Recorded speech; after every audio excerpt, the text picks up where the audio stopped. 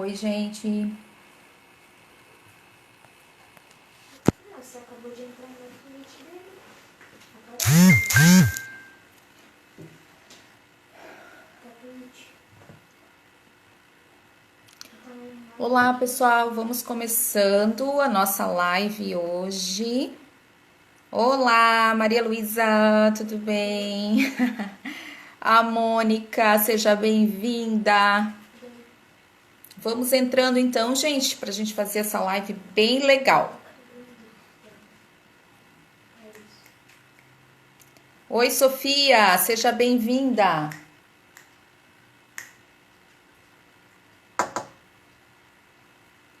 Oiê, Maria Luísa, tudo bem?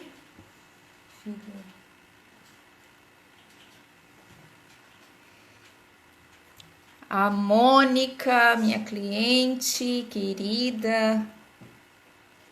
A Mari e o Fábio. Olá, sejam bem-vindos.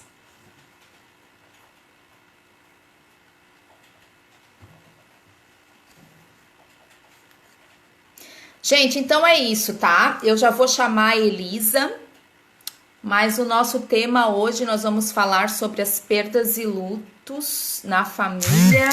É sim, Maria, é muito interessante, né? E muito necessário também hoje, né? A gente saber lidar com as nossas frustrações, com as nossas perdas e também com os nossos lutos, né? Então a Elisa, ela é especialista no assunto, tá? E ela vai falar um pouquinho conosco. Vocês já conhecem a Elisa de uma outra live que eu fiz com ela, tá?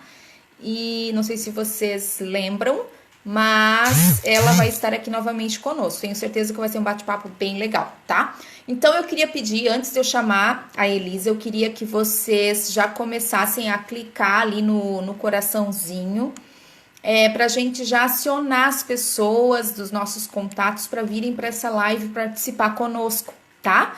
E se vocês tiverem dúvidas, perguntas ou questionamento, ou quiserem interagir conosco aqui na live, por favor, quem quiser participar também com a gente, por favor, deixe seu comentário, faça perguntas, tire suas dúvidas, tá? Oi, Denise, oi, Emerson, sejam bem-vindos. Então tá, gente, vou chamar a nossa convidada então, a Elisa. Ela já está. Só vou esperar ela entrar e aí a gente já começa o nosso bate-papo, tá? Vocês participaram da enquete. Oi, Elisa! Oi, tudo Oi, bem? bem, tudo bom? E você? Tudo jóia. Tô feliz que já tô aparecendo, né? Que a outra vez não É apareceu. A mesmo, da outra imagem vez. agora tá aparecendo. É verdade, gente. Na outra live que nós fizemos, a Elisa não apareceu. A internet estava muito ruim, não sei porquê, e ficou o tempo todo a Elisa escuro, né? E ela não Uhum. apareceu. Mas hoje ela está aqui conosco, vocês estão vendo ela, né? Da outra vez ela também estava, só que vocês não estavam vendo. Tudo bem, Elisa, contigo? Legal. Oi, Camila, seja bem-vinda. Tudo bem? Tudo bem? Legal, tudo bem, tudo jóia. A Camila tá sempre nas lives aí, né, Camila? Que É, bom a ver você. Camila e a Denise também. A Denise está aí sempre. Bacana. Ah, é Então, verdade, eu lembro dela da outra live. é, ela é bem participativa aí nas lives, né? Então tá, Elisa, vamos entrar no tema já, porque eu acho que é um tema bastante relevante, bem interessante, e para a gente também não ficar sem tempo aí depois no final, né? Vamos. Tempo nunca é o suficiente, né? O primeiro luto é o tempo, é uma luta. É, É, e olha só, então. Elisa, olha, antes de você começar a sua fala ali, aproveitando aqui que hoje é sexta-feira, né? Olha o que eu preparei aqui para eu tomar durante a live. Uau! Uau! E eu já tô de chazinho, ó. Chazinho Ah, quente. tá bom, tá bem. É que a minha semana foi bem puxada, então eu tava É que você acontecendo. já tá em casa, né? Eu tô no É. consultório. Ah, pois é. Oi, Marco Antônio, tudo bom? Marcos Antônio. Seja bem-vindo. Pessoal, peguem aí o seu vinho, a sua cerveja, o seu chá, o seu café. Sejam muito bem-vindos aqui, Martim, na nossa live, tá? E agora eu vou passar a bola para Elisa, que ela vai começar então a falar sobre o tema. Elisa, esse tema especificamente, o que te atrai nele? Por que falar sobre esse tema, assim? Por que você acha interessante falar sobre? Então, dentro da psicologia, a gente não escapa de muitas coisas, né? E especialmente as Aham. perdas, né? Em consultório é um tema que é recorrente, né? Como a gente vai estar falando, perda não é só morte, né? Também não é só a morte física ou de pessoas, né? Mas também é a Sim. morte de planos, morte de ideais, né? Morte de sonhos, frustrações que a gente tem desde que nasce, né? É. E assim, é algo que me atrai. Eu acredito que um dos motivos é por uma experiência pessoal, né? Na minha adolescência, eu perdi meu irmão mais velho, bem a época pré-vestibular, assim, ele tinha 21 anos, num acidente de carro, foi algo que já de cara, né, mudou, deu uma balançada na vida, uma bagunçada na vida, né? Sim. E aí, dentro da área que eu atuo, né, como terapia de família, ou pelo menos com esse embasamento, né, mesmo no atendimento individual, é muito importante a gente entender como é que o luto impacta a família inteira, né? Aham. E especialmente um assunto que é muito tabu, né? É muito comum, por exemplo, que uma mãe, né, que perdeu alguém, né, o pai ou o avô da criança, né? A mãe que perdeu o seu próprio pai, querer poupar a filha e não deixar a filha pequenininha lá com 5 aninhos, ela não pode me ver chorando. Por que não? Né? Quantas vezes já perdeu o pai? É uma só, né? É, E, às vezes, exato. e aí, claro, a gente não é máquina, né? Então a família tem muita dificuldade em viver as tristezas, né? Com uma falsa ideia aí que foi criada como se fosse possível ser feliz o tempo todo, né? É, Como se fosse possível verdade. estar bem o tempo todo. Né? Verdade. Então é um tema que me atrai muito nesse sentido. Porque é a única certeza que nós temos na vida é que um dia ela vai acabar, pelo menos nesse formato de carne e osso que a gente vive, né? Ela Sim. vai acabar. Né? Mas, claro, a gente não pode viver esperando pela morte, né? Mas a gente sabe que ela está aí. E no dia a dia nós temos várias pequenas mortes, pequenas perdas, né? Que precisam É, ser elaboradas. Né? Se verdade. elas não são elaboradas, elas aparecem em forma de sintoma. Você sabe que esse tema para mim chama muito a minha atenção porque assim, eu trabalho com direito de família e sucessões, né? Então, na parte de sucessões, na verdade, em ambos, tá? Eu convivo com pessoas que compartilham comigo as suas dores, né? As suas feridas, os seus lutos, né? Às vezes, em situações, por exemplo, de divórcio, por exemplo, né? A pessoa, quando ela me procura, ela está vivendo um momento de luto, né? Muito profundo. Sim, sim. Também de perda, porque querendo ou não, para ela, né? Geralmente, né? Quando a pessoa se depara com a realidade do divórcio, é como se ela estivesse perdendo a própria A gente identidade. pode, Raquel, fazendo só um parênteses, a gente pode conceituar, né, didaticamente, a perda anterior ao luto. Eu vou ter um luto em função de uma perda que aconteceu. E essa Ah, perda não é só a vida, né? Então, a perda de um exato, casamento. Ninguém casa querendo separar, né? A não ser quando você quer exatamente. o green card, né? É, Mas se casa com aquela ideia, inclusive, de felicidade eterna e permanente, né? E é algo que não acontece na uhum, prática, né? exato. Então, a pessoa ela vai se frustrar. Então, a perda é a primeira etapa, né? E que vai ocasionar um luto. E esse luto, ele precisa ser vivido, né? Para que possa seguir, né? Para ser um pouco mais saudável. Exato, Né? Então, você diz que as pessoas te procuram, né? No momento dessa perda e com esse processo de luto muito aflorado, eu imagino, né? No caso de uma bastante separação. explorado nos casos assim de situações como essa, né, de divórcio, é bastante, até delicado, né, você adentrar nesse meio, nessa realidade da situação da pessoa, assim, de qualquer forma, né? Então, por isso, até hoje eu coloquei um post no meu feed e onde eu aconselho as pessoas quando forem procurar ou quando forem realizar alguma demanda de família, procurar o especialista em família, né? Que é o profissional que Uhum. está preparado realmente para lidar com aquela situação frágil, delicada, conseguir encontrar a melhor solução possível, mais rápida possível. E a consequência de tudo isso é encurtar esse período de sofrimento, né, de luto, né? Então, o que a gente tenta, geralmente, nós, como advogados, é tentar resolver o mais rápido possível aquela situação para que a pessoa renasça novamente, né, numa nova vida, numa nova fase, numa nova experiência. Quando a situação é morte mesmo, no caso de sucessões, por exemplo, né, que às vezes as pessoas nos procuram para inventário, testamento, aí já é um pouco mais complicado, eu vejo, de lidar, porque a perda é real, né? Não é algo que se você superar, você vai ter aquela pessoa de volta. Não, ela não vai voltar, né? Então isso é muito forte, muito impactante, às vezes, para a família, né? Sim. Além de gerar toda uma situação ali emocional, de partilha de bens e tudo mais, né? Que a família enfrenta também. E eu, particularmente, tá, Elisa, agora eu vou partilhar contigo. Eu tenho muito medo da morte, muito. E eu tenho muito medo de perder pessoas para a morte, pessoas queridas, pessoas que eu amo. Então, quando eu tenho essa demanda lá no meu escritório, para mim é muito complicado lidar com isso, porque eu tenho medo, porque eu já sou uma pessoa que tenho que trabalhar em mim essas questões, né? Então, como que você como profissional, psicóloga, como é que você direciona as pessoas, como eu, né, para esses momentos de perda, de luto, de morte mesmo, sabe?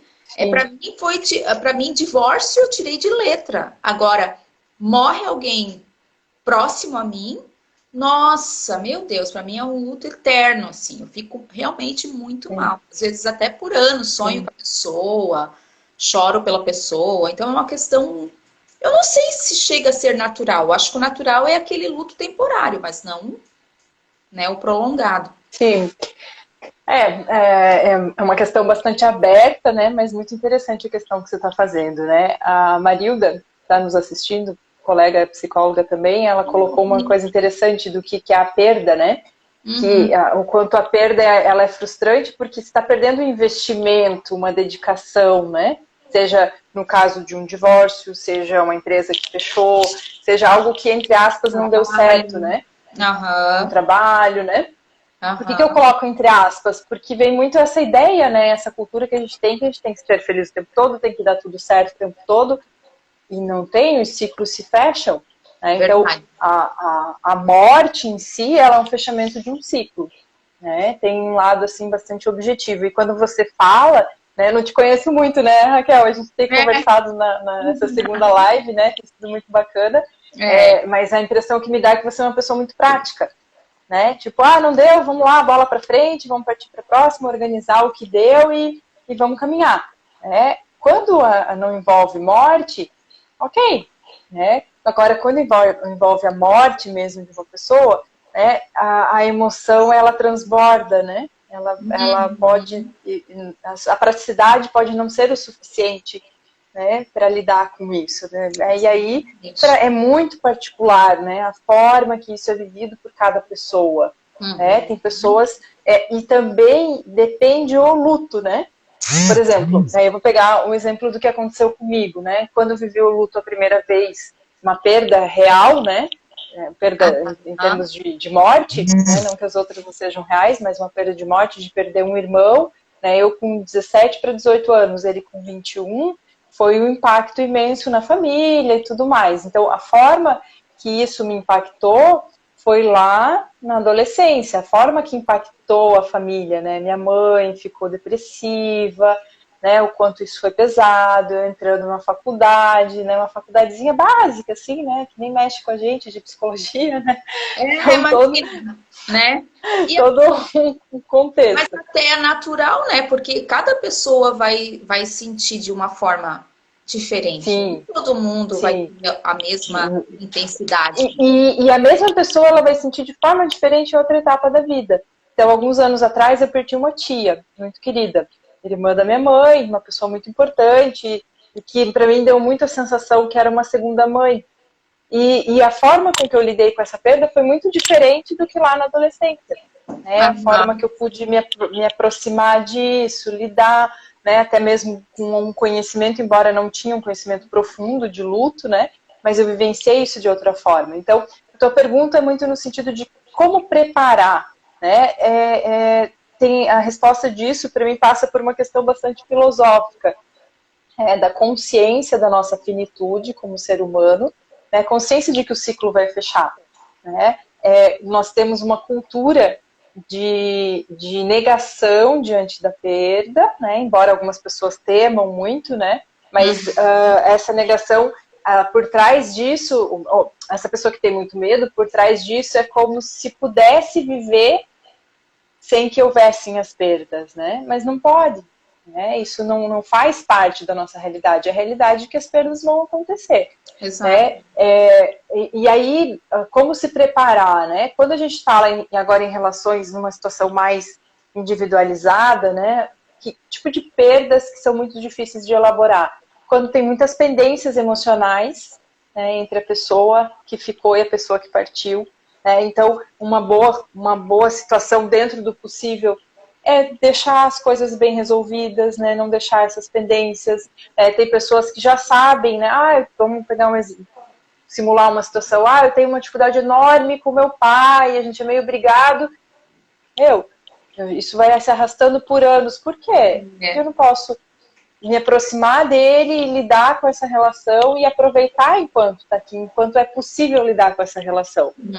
Ou a pessoa está doente. Então, se aproximar disso, poder lidar com essa finitude. Até mesmo, sabe, Elisa, eu vou ler aqui as participações agora, senão depois eu me perco aqui. Mas eu recentemente, né, vivo uma realidade que quem me segue aqui nas redes sociais já sabe que meu pai tá com câncer, né? Ele tem quase 80 anos, tem 78 anos, tá com câncer maligno na bexiga. E ele agora já começou o tratamento paliativo, né? Então, não tem mais muito procedimento a ser realizado, né?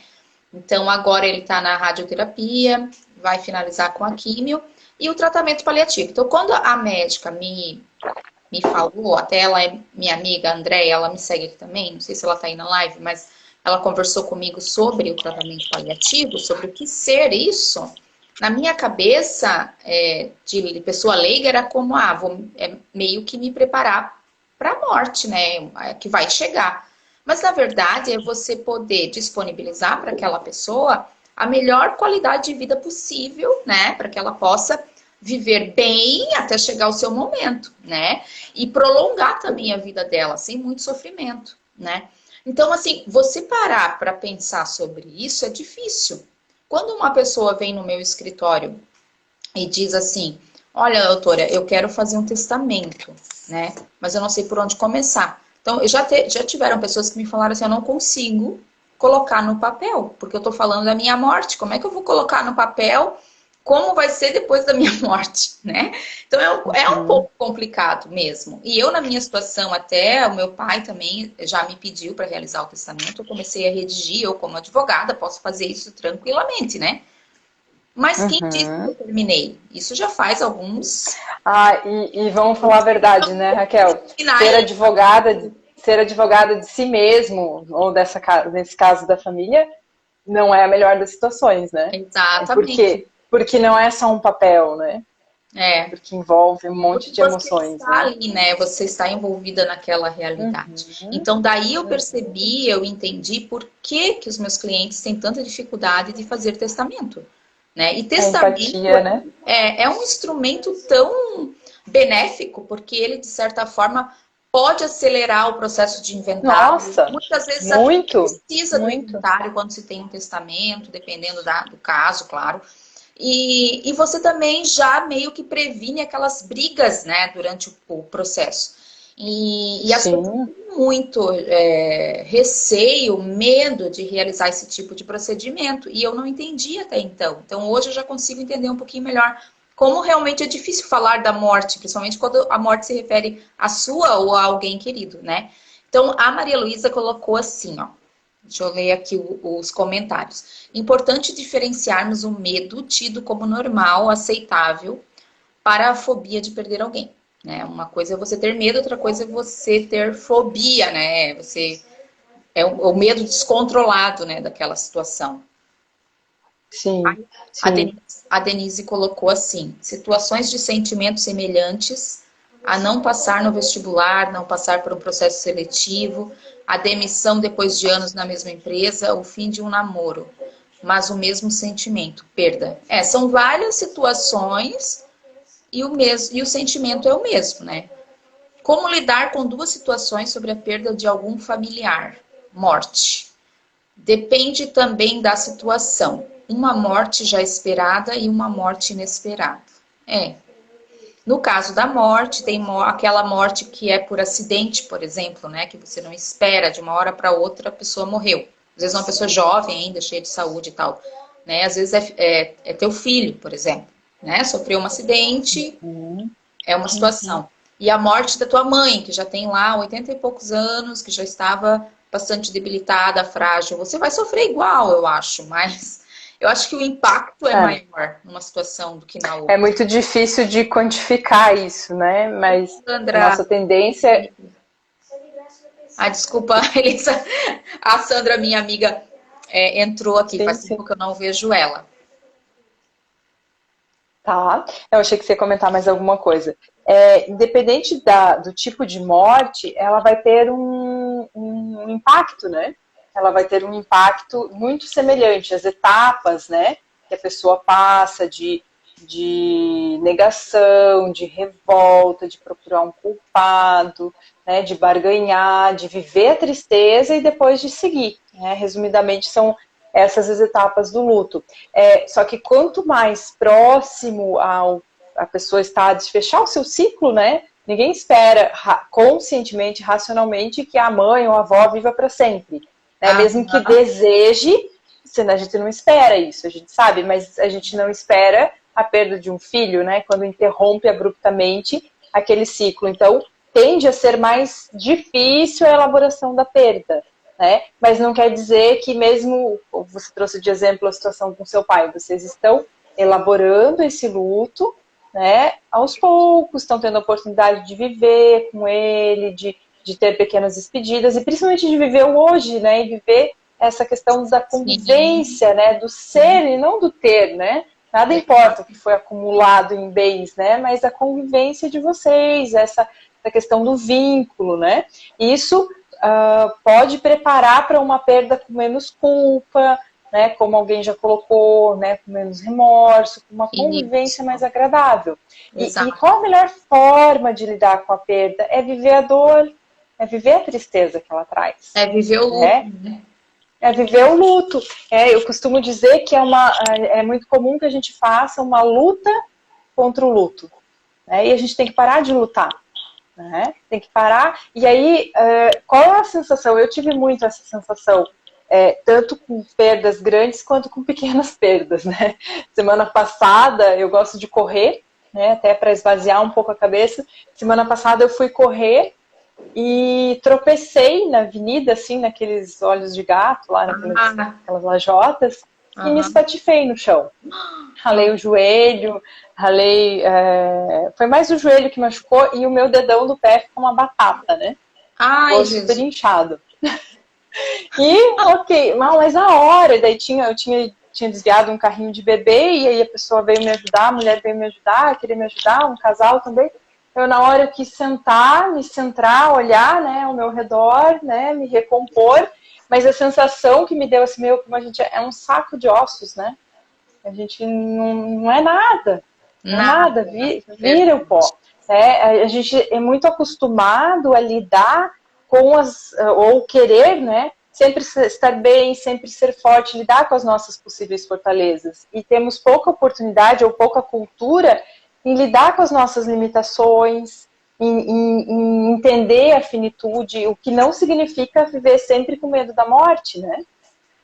Que não significa, mas também não significa não ficar numa onipotência, né, numa situação que pode tudo, que nada vai me acontecer, que não vai acontecer nada, eu não vou perder quem eu amo, ou queria perder, não perder, né? A gente tem que lidar com a nossa impotência, tem que Eu lidar até com a nossa humanidade, né? Exato. E até acho que a nossa cultura aqui no Brasil é muito não falar sobre, né? As pessoas não gostam de falar sobre a morte, né? Não só no Brasil, né? Isso é quase mundial, né? Uma ou outra cultura tem uma visão um pouco mais aberta, né? Mas é um tabu muito grande e o exemplo que eu dei antes é extremamente comum. No começo do ano passado mesmo eu atendi 3 pré-adolescentes, 2 pré-adolescentes e um adolescente que estavam sofrendo muito por um luto, né? 2 meninas era assim, uma morreu o avô, outra morreu a avó. Ambas eram do pai, né? Da família do pai. E as 2 disseram assim, eu acho que meu pai nem se importou, eu não vi ele chorando, ele não fala mais sobre. Então, olha só o inverso do que o pai, né? O pai, a mãe, a gente socialmente tenta fazer, né? É pensar, eu não vou mostrar que eu tô sofrendo, porque eu tenho que ser forte, senão eu vou fazer minha filha sofrer. E elas teriam muito mais naturalidade para lidar com a própria dor ao ver o pai também lidar com a própria dor. Né? É como se fosse uma permissão para um sofrimento que é passageiro. Né? Não é, porque fica associando assim, é muito fúnebre.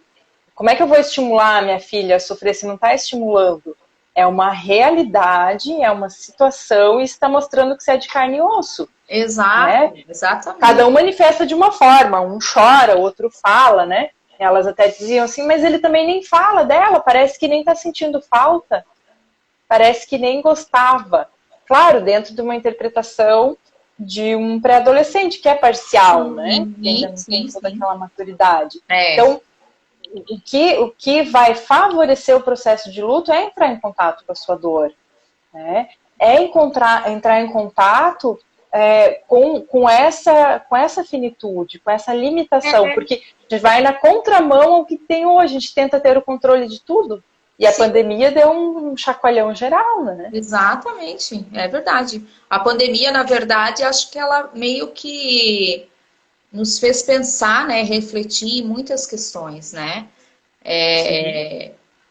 Não só sobre a morte, mas relacionamento familiar, o você valorizar os pequenos momentos, você valorizar as pequenas coisas, né? Você saber, você julgar menos as pessoas, porque talvez você agora está na situação delas, e aí você passa a julgar menos, né? Porque você compreende também. Então a pandemia acho que gerou uma diversidade de aprendizagem aí em todas as... Muito grande, né? Em todas as áreas e em todas as emoções. E a Maria Luísa colocou assim, ó, que ela não se sente preparada para perder os pais. E que ela sente um verdadeiro pânico quando ela pensa sobre isso. A culpa e o remorso são agravantes nesse estágio do luto. Às vezes as pessoas... É aquilo que você comentou, né, Elisa? Importante a gente aproveitar enquanto a morte ainda não acontece, para você resolver as pequenas questões, ou até as grandes, né? Mas para que quando aconteça, você fique em paz, né? Consigo mesmo. Né? E a pessoa também possa estar, né, em paz. Aí a Marilda colocou assim, entendo que a melhor forma de lidar é lidar com a perda, por doloroso que... Por mais doloroso que seja, né? Doloroso que seja. Isso. Sim, é viver essa dor, né? Exatamente. Viver essa dor. E eu acho importante, só a gente aproveitando os comentários, né, e trazer um gancho. O medo de perder as pessoas queridas, né, é algo que nos leva para a emoção, né? Muitas vezes a gente está muito na razão. Claro que isso é muito particular de cada um, mas a vida nos exige uma visão muito racional, né? Tenho compromisso, tenho isso, tenho aquilo, né? E até meio robotizados, né? E a quarentena está tirando um pouco a gente dessa situação tão robotizada, né? Então, de eficiência, de prazo, de fazer assim, de fazer assado, e está trazendo mais empatia, né? Com dor também, né? Foi uma coisa muito abrupta, mas está trazendo mais empatia. E aí, de repente, a gente se depara, né, com esse medo. E aí, qual a melhor forma de lidar com o medo? É assumir ele. É lidar, para algumas pessoas, uma conversa, ler um livro, ver um filme pode ser suficiente. Para outras, se isso traz muito sofrimento, um processo terapêutico pode ser muito benéfico. Não vou nem dizer necessário, porque isso é muito de cada um. Mas pode ser benéfico, porque viver com medo, viver com essa dor, e ainda por algo que não aconteceu, não é vida, né? A pessoa, ela já está... É a morte do que ela poderia simbolicamente estar vivendo, né? Não é É a nem morte da saudável, né? vitalidade do dia a dia. É pesado. Então, Exatamente. lidar com isso pode trazer um alívio. E a gente não é onipotente, né? Isso é algo que dói para o ser humano. A gente quer poder resolver tudo. Exato. A gente quer poder dar conta de tudo. E a cultura estimula muito isso, mas não é possível dar conta de tudo. E assim, ó, Elisa, queria comentar um pouquinho também sobre, por exemplo, eu já ouvi vários comentários de pessoas falando o seguinte: nossa, mas ele acabou de perder a esposa, já tá casando com outra. Né? Nossa, mas ela acabou de se divorciar, já tá com outra pessoa. Acho que já tinha um caso, né? Já tinha o caso, né? Então, as pessoas falam muito em relação ao que vem depois, né? A quem fica. As pessoas parecem que ficam observando quem fica para ver se ela realmente está sofrendo, né? Então, isso é normal, principalmente na morte, né? Eu acho, é aquele julgamento, como as tuas pacientes colocaram, claro, são crianças, mas os adultos também julgam dessa forma. Ah, não chorou, né? O divórcio inteiro não derramou uma lágrima, né? Então, às vezes pode ser sim por demonstrar força, mas às vezes não, às vezes é a forma como a pessoa naquele momento sofre, né? Dentro dela mesma. E depois que acaba, tem o momento do luto, mas esse luto não precisa ser, né, meses, anos. Não, às vezes a pessoa... Para alguns é uma libertação, né? É uma libertação, exatamente. Então a vida segue, né? Quem morreu foi, acabou, mas quem tá aqui, quem ficou, tem que seguir adiante, né? E ok, tá tudo bem você continuar vivendo, né? Tá tudo bem se ele perdeu a esposa e daqui, sei lá, 2 meses tá casado com outra pessoa. Tá tudo bem, né? Então, se ele está bem assim, se ele está feliz assim, ok, né? Isso não é motivo, não é razão, de repente, para não amava a esposa ou não sentiu a morte. Então, acho que as pessoas também julgam muito quem fica, né? Depois da morte. Eu acho que tem uma questão de falta de empatia, né? De falta de empatia nessa situação que culturalmente também é algo escasso, né? Tem muita gente para palpitar e ninguém sabe o que passa no coração do outro, né? Exatamente. Não só no sentido de amor, né? Mas ninguém sabe o que o outro está vivendo, está pensando, como é que ele está elaborando, como é que está sentindo. Eu entendo genericamente falando, que é muito difícil, né? Que a pessoa já se caminhar para um outro relacionamento não necessariamente quer dizer que ela já resolveu o luto. Já superou. Não quer dizer. Pode ser que sim, pode ser que não. É muito particular. Tem pessoas que só estão agindo de uma forma prática, né? Ou ainda assim, se a gente for olhar um pouco para trás, a gente tem muita influência da nossa própria história, né? Seja familiar, seja social. O que acontecia no início do século, né? Por exemplo, quando um casal, uma das duas pessoas do casal morria, então um ficava viúvo. Se já tinha filhos, automaticamente tinha que acontecer outro casamento, né? Porque não se via uma família constituída só por um pai ou só por uma mãe. Então, ou precisava do pai para ocupar o lugar de provedor, que nem sempre ocupava, mas era essa visão, ou automaticamente já se buscava uma mãe para ser a mãe dos filhos, né? Ocupar esse lugar de mãe. E aí pouco tinha a ver com superação, né? Então, essa cultura de já vamos colocar alguém no lugar, que era uma questão muito mais prática, né? De ocupar aquele papel de provedora ou de cuidadora. E a gente tem um resquício bem dessa cultura também. Quando você estava falando, eu me lembrei, né? A avó do meu marido aconteceu isso, né? Se eu não me engano, a minha sogra até fala disso. Algumas senhoras que ficaram viúvas e que eram uma cultura muito rígida, uma cultura muito submissa, quando ficaram viúvas, foram viver a vida, né? Não tiveram aquele luto tão pesado, porque para elas já era muito pesado o dia a dia. né, dentro dessa cultura submissa. Verdade. E foram tocar a vida, foram viver e aproveitar, algumas viajar, algumas casaram de novo, outras não.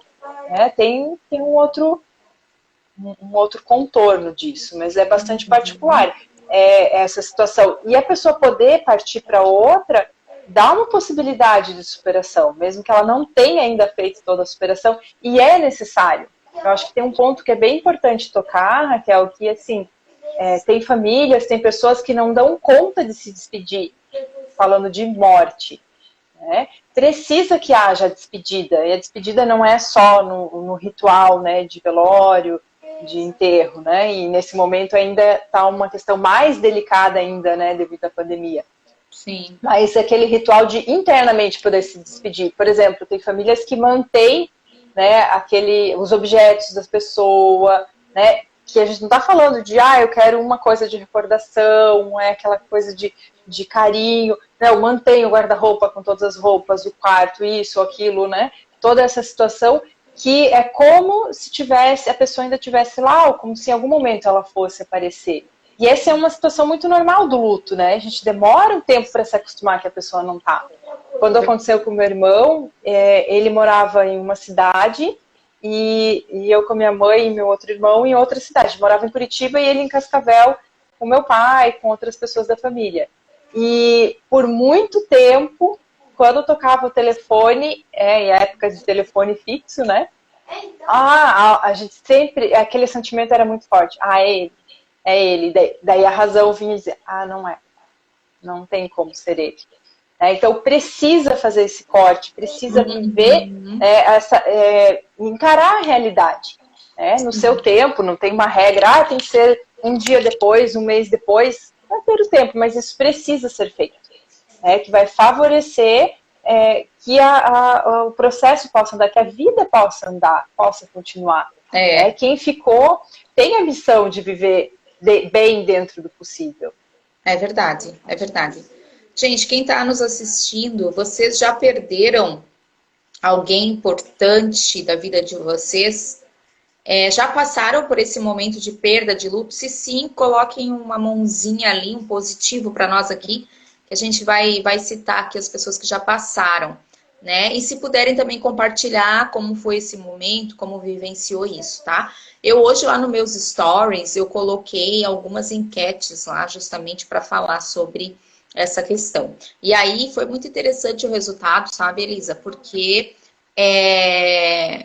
enfim, foram opiniões bem... Eu não esperava alguns resultados, tá? Bem interessante, você me passou os resultados, né? Muito interessante. Foi bem legal. Então, ali a primeira pergunta era assim, você já perdeu alguém especial? Então, 67% das pessoas que responderam falaram que sim e 33% que não. Então, assim, nessa aí até ok, né? Acho que, apesar de que 33% é um número, para mim, considerado alto, porque a gente sempre acaba, né? Perdendo pela idade das pessoas. Talvez dependa da idade, né? Talvez a idade de quem respondeu também, né?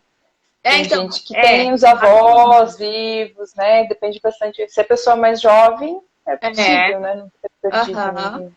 Aí depois a segunda pergunta era assim, quando aconteceu? Como você se sentiu? Destruído ou conformado? Daí essa especificamente foi 50%, 50%, 50-50. Então, alguns responderam destruído, né? Metade respondeu que se sentiu destruído, arrasado, e outra metade conformado. Então, realmente, né? Isso eu não esperava, porque para mim, com certeza, né? Eu estaria completamente destruída, né? E eu tenho a sensação de que as pessoas se sentem assim, sabe? Na perda, morte de alguém. Então, fiquei assim um pouco surpresa até com esse resultado do 50-50. Mas é aquela questão que nós falávamos, né? Cada pessoa reage de uma forma. A palavra conformado, para mim, não sei. Não, às vezes, para mim, conformado pode ser algo que para você seja diferente, né? Então, não sei de que forma também essas pessoas que responderam conformado entendem essa palavra ou lidam com ela, né? Com essa situação no dia a dia. E depois a terceira, você se sente preparado para perder alguém próximo a você? Né? Nesse caso, quando eu fiz essa pergunta, eu imaginei pai, mãe, filho, marido, esposa, né? Namorado, enfim. 20% disseram que sim e 80% que não, né? Que é natural, né? Então, as pessoas realmente não estão preparadas, eu vejo dessa forma. Você tem medo de perder alguém? 80% diz que sim e 20% que não. Ok, né? Se fosse ao contrário, aí seria um pouco... Eu acho que é normal o medo. Ter medo de perder alguém. Pronto. Ah, eu tenho medo de perder meu filho, tenho medo de perder meus pais, minhas irmãs, enfim, tenho medo. Mas não a ponto de sentir, como a Maria Luísa comentou ali, pânico, né? Terror. Não, se acontecer, vou ter que enfrentar, né? Depois, se você tem medo da morte, 40% disse que sim, 60% que não. Mais pessoas falaram que não do que sim. Então, isso é bem positivo, né? As pessoas estão bem mais bem resolvidos do que eu aí nessa questão. Não sei se foi nesse sentido, mas muitas vezes quando fala medo da morte, é medo da própria pessoa morrer, né? E conscientemente, em geral, as pessoas têm mais medo de perder alguém do que de morrer, né? Porque ninguém sabe exatamente como é que é depois da morte, mas quem sofre é quem fica, né? Quem fica. Então, talvez seja nessa linha, né? Porque se a pessoa vai morrer, teoricamente ela não vai sentir nada, né? Quando morre. Claro que não é morte, a morte com sofrimento é a pior parte, né? Depois, teoricamente, nesse plano acabou, né? E aí tem várias crenças, várias formas de ver isso. Mas me chama a atenção esse 80% que tem medo de perder alguém, né? Reafirma o que a gente está falando, essa cultura, né? Que como se fôssemos infindáveis, né? E quando tem essa cultura de não se falar da morte, ou assim, então estamos falando da morte com uma certa naturalidade. Daí alguém chega e fala assim, ai, chega, vamos parar de falar de coisa ruim. Né? Isso é muito comum nas famílias. Ai, chega, só fala em tragédia, só fala... E não é a questão de só falar em tragédia, mas de falar de fatos que fazem parte da vida. Né? A morte faz parte da vida. Né? Simbolicamente, como é a noite e o dia, né? A noite é a luz, o dia é a luz, a noite é a ausência de luz. São ciclos que se renovam todos os dias. Né? E aí, essa questão do próprio medo da morte também tem muito a ver com o sentido que cada um dá para a vida. Porque se eu coloco muito a minha vida, projeto muito ela pro futuro, nunca vai dar tempo de viver o suficiente, de me sentir realizada, né? Alguns têm muito uma meta só de acumular, né? E aí, de repente, cadê o conviver, o aproveitar, né? Cadê aquelas coisas que o dinheiro não compra, né? E talvez, não sei se é por aí, muito do que vocês estão vivendo com seu pai, né? Exatamente. Essa convivência, o achego, o aconchego, né? A companhia, o se expressar, né? Quando a gente está prestes a perder alguém ou já perdeu, a tendência, isso é individual também, é cultural, seja mais fácil a gente falar com os próprios sentimentos. Com certeza. Que aquilo sai com mais facilidade, porque tem a consciência que talvez não dê tempo. Né? Eu não falo que amo, mas ela sabe, ele sabe. Né? E quanto mais velhos nós somos, maior é a tendência de que os sentimentos não sejam expressados, né? Nós, na nossa geração, né, Raquel, como mães, pais, minha mãe também sempre foi muito de falar muito, né? Que ama, eu te amo, eu te amo, eu te amo. Isso já é mais naturalizado. Agora, em gerações anteriores, é muito comum que isso não era falado. Então, isso ser falado, essa sensibilização, ela faz parte do processo, tanto de um possível luto, quanto de viver bem. Exatamente. Embalei a falar, né, Raquel? Não sei o que você quer falar da tua enquete. A Luzia entrou, Luzia, minha irmã, participando da live. Que bacana! Então, para quem está entrando, nós estamos falando, então, das perdas e dos lutos na nossa vida, na família, na convivência familiar. Então, a gente está falando sobre a morte agora especificamente, mas vamos nos referir também a todos os tipos de perda, quando a gente perde algo realmente muito importante, algo ou alguém, né, muito próximo, muito importante para nós. Elisa, eu conheço pessoas, tá? Que enquanto, por exemplo, assim, ó, eu conheço o casal, tá? O casal já casadinhos lá há anos, já passou a bodas de prata, já tudo e tal. E aí parece que chega no momento da relação que fica tudo muito saturado, né? Assim, o próprio relacionamento mesmo, parece que já não se amam mais, já não trocam muitas intimidades. E aí, na maioria das vezes, essas pessoas que eu conheço, né, que eu já vivenciei, assim, situações de comentário, por exemplo, né? Ai, né, por que que eu casei? Ah, porque não sei o quê. Ah, porque ele faz tudo errado. Ah, porque não sei. Daí o marido morre. Pronto. Ou a esposa morre. Pronto.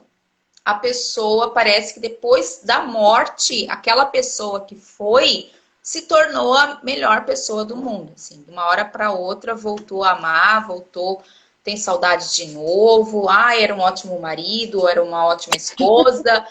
Enfim, como que é isso? Sabe? Como que pode isso acontecer? Então, o que me vem à mente? Volto a dizer que cada caso é um caso, né? Acho que a gente generalizar não vai ajudar em nada. Mas é interessante, né? Quando as coisas não estão bem, já está acontecendo uma morte a conta-gotas, né? Homeopática, a morte da relação, né? Uhum. E aí ela está sendo ali encruada, velada, e é muito pesado tudo isso, principalmente quando a gente fala de casal, né? E isso reflete para os filhos. Isso reflete para os filhos, não importa a idade. Com certeza. E é muito pesado quando os filhos são envolvidos no casamento dos pais, e é muito comum.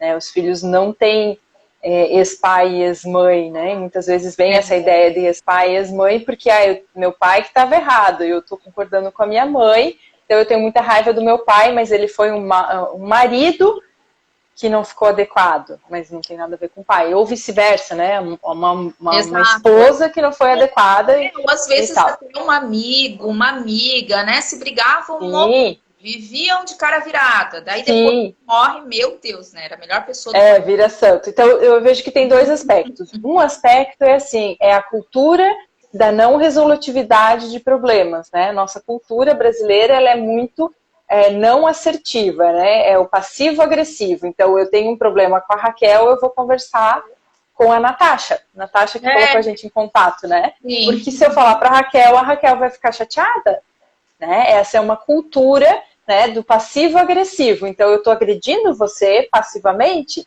e eu não estou engolindo, ou eu engulo, né? E, enfim, relações não resolvidas trazem isso. E provavelmente culpa, né? Culpa por quê? Pegando o teu primeiro exemplo, né, do casal, em algum momento, consciente ou inconscientemente, provavelmente houve um desejo de morte.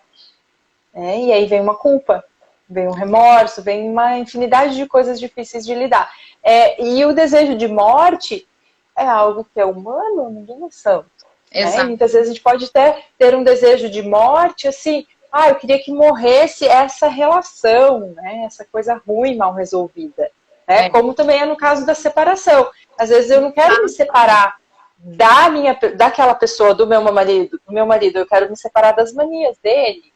Eu quero me separar das implicâncias dele. E aí, como é que faz para se separar? Negocia. Adultos, né, como adultos, nós precisamos ter uma capacidade de negociação, uma capacidade de resolução de conflitos, de poder lidar com as coisas. Porque se eu lido, né, as coisas ficam bem vividas, e aí não fica, né, a relação não vai morrendo. E aí toda essa questão de culpa, de remorso, o ser humano é muito assim. E aí precisa viver o luto para sair dessa etapa, né? E poder partir para outra. Sim, era o que eu ia comentar. Responde, né, a tua pergunta. Com certeza. Era o que eu ia até te comentar, né, com relação aos divórcios também, né? Enquanto era casado, ou no início do casamento, enfim, né, tudo amor, tudo perfeito. Depois que divorcia, era o pior marido, era a pior esposa, não sabia fazer nada, não era uma boa mãe, não era não sei o quê. Não, sabe? Eu acho que assim, separou, divorciou, resolveu. Então, agora é bola pra frente. No que era bom, você mantém, né, os elogios, e no que era ruim, não tem como negar, né? Ok. Mas se eu acho que a gente até... pai, se era uma pessoa correta, se era responsável, se era organizado, se era... Por que não continuar os elogios também, né? Claro, Sim. intensifica muito mais pela questão de tudo que aconteceu, né? Das cicatrizes, das feridas, daquilo tudo que leva ao divórcio, né? Então, magoa muito. Depois é difícil falar positivamente. E é interessante, eu acho que a gente até falou isso na outra live, né? Não dá pra gente esperar que um mau casamento, um casamento super tumultuado, vai resultar numa separação zen, tranquila e madura, né? Uma relação imatura tende a ter uma separação imatura. Né? Alguns conseguem até amadurecer nesse momento, mas muitas vezes não. Hoje eu tenho até alguns casais que eu acompanho no processo de separação. E aí está fazendo uma terapia de casal que não é para voltar a casar e ser felizes para sempre. Não, alguns até vêm com a intenção de separar e não separam, e alguns vêm com a intenção de salvar e se separam, né? Porque a coisa não está sustentável. Só que pode separar com maturidade, com respeito, né? Podendo ver o lado bom das coisas. Exatamente. E no teu comentário, eu acho que tem uma questão cultural muito grande, assim, de dualidade. Como a gente vive na política, tudo mais. Legal. O pessoal chegando. Legal. Essa cultura nossa é muito assim, ou a pessoa é boa ou ela é má. Como assim?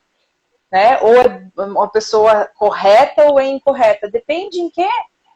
Né? Não precisa de um extremo, né? Ou eu amo ou eu odeio. E não é por aí. E aí eu quero retomar um comentário que a Camila fez ali, quando ela estava falando de perdas, que ela já viveu uma perda não de morte, né? Mas de trabalhar, de estar numa relação, uma posição que ficava pesada para ela, né? Colocou a separação, que foi a perda de contato, e aí pôde se aproximar da pessoa. Ela precisou lidar na terapia com o luto para depois se aproximar da pessoa e conhecer a pessoa de uma outra forma. Então, é um exemplo bacana de o quanto é possível superar, o quanto é possível enxergar de uma outra forma. Exato. O luto, ele tem muito a ver com a forma que a gente está enxergando as coisas. Exatamente. Aquela lente, às vezes a gente tem que trocar a lente. Não idealizar, mas também não demonizar a pessoa, né? Bem-vinda, Denise. Entrou mais uma Denise aqui na nossa live. Mas a Denise da Silva falou o seguinte: eu conheço situações em que o filho descobriu coisas, entre aspas, erradas do pai, apoiou a separação de ambos, mas se grudou na mãe e praticamente cortou a relação com o pai. Essa é uma dor que ele precisa superar. Ela continua: o perdão pode aliviar, ajudar e superar a dor da perda. Então, na verdade, o filho descobriu a situação, apoiou a separação dos pais, provavelmente que via a mãe sofrendo, talvez, mas depois que aconteceu, ele se distanciou do pai, ou seja, talvez a mãe até superou, mas o filho foi quem ficou com as dores. O filho ficou vendo o pai como ex-marido, né? Como ex-marido da mãe e não como pai. Exato. E aí ele fica num lugar que não é dele, né? Um lugar tanto como parceiro da mãe, como companheiro da mãe, e a mãe é adulta, né? É a mãe que tem que dar conta. Seja a mãe, seja o pai, somos nós adultos que temos que dar conta das nossas relações. Exato. E não os filhos. Mesmo que seja com boa vontade e tudo mais, isso dentro da área sistêmica a gente chama de uma disfunção, de uma relação disfuncional. É um filho ocupando, né, ali como parceiro da mãe, criando uma aliança que é danosa, muito danosa para o desenvolvimento também do filho. É uma disfunção. Quem tem que dar conta disso é o pai e é a mãe. Sim. Não consegue? Tem profissionais, tem advogado, tem psicólogo, tem psiquiatra, tem amigos, né? Vai procurar os seus pares, né? Mas isso dá uma outra live. É verdade, é verdade. E nós estamos aqui já quase no tempo, 5 minutinhos, mas eu queria ainda falar sobre uma questão, tá? Nessas questões que nós, relacionadas ao que a gente está comentando aqui, depois que morre, aí elogia. Depois que divorcia, daí é a pior pessoa do mundo. O elogio me chama muito a atenção também, né? Como nós temos dificuldade de elogiar o outro, né? E Sim. às vezes depois da morte é tão fácil, né? Porque ele não tá mais aqui, né? Não tá presente, então eu consigo, né? E às vezes É a culpa. como nós temos dificuldade de elogiar, né? De falar por o outro o quanto ele é importante, o quanto ele é bom naquilo. Nossa, você é muito bom naquilo. Nossa, como você tá bonita hoje, bonito hoje, como você se veste bem. Ou, nossa, teu trabalho é sensacional, gostei daquilo que você fez. Então, assim, acho que é tão difícil hoje no dia a dia a gente elogiar as pessoas, né? E aí, quando morre, É, você para, nossa, agora que eu perdi, né?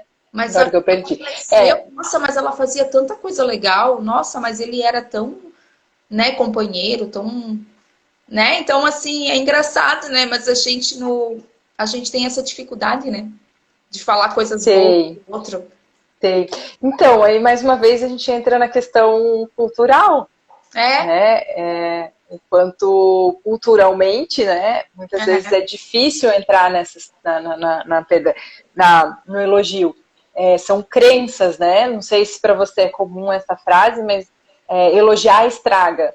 Né? ah, Tem essa crença de que se eu é, elogiar estrago. Isso vem na educação de filhos, né? Quanto mais para trás a gente olha nas gerações, maior a rigidez em geral. Isso muda de cultura para cultura, de família para família, mas em geral era muito na rigidez. E aí se elogiar, não, tá dando muita folga, tá dando barda, né? O pessoal tem até expressões. E guarda, de repente e vai repetindo esse modelo. Hoje está se quebrando bastante esse modelo e vendo o quanto é importante expressar. Porque, em última instância, né, o maior medo que o ser humano tem é o da rejeição. Né, e que é a morte. Né? A morte é uma forma de rejeição. é uma E quando rejeição. o outro elogia, é uma aceitação. Né? Como faz bem um elogio, por simples que seja, né? Uma coisa simples, uma coisa. E que, o quanto é importante que o elogio seja verdadeiro. Então, o quanto é importante nós, como seres humanos, hoje, como adultos, poder olhar para si e ver, poxa, é assim que eu quero ficar, sempre criticando, sem elogiar, guardando para mim, ou eu posso mudar? E vai mudar para mim a relação também, porque eu não vou ter depois um remorso, puxa, eu nunca falei disso. Verdade, Eu preciso verdade, falar para aquela pessoa. é verdade. Não preciso fazer uma coisa póstuma, né? Com certeza. E nós sempre queremos ganhar, né? A gente sempre quer ganhar. Queremos receber Sim, sempre. Mas sim. oferecer é mais difícil, né?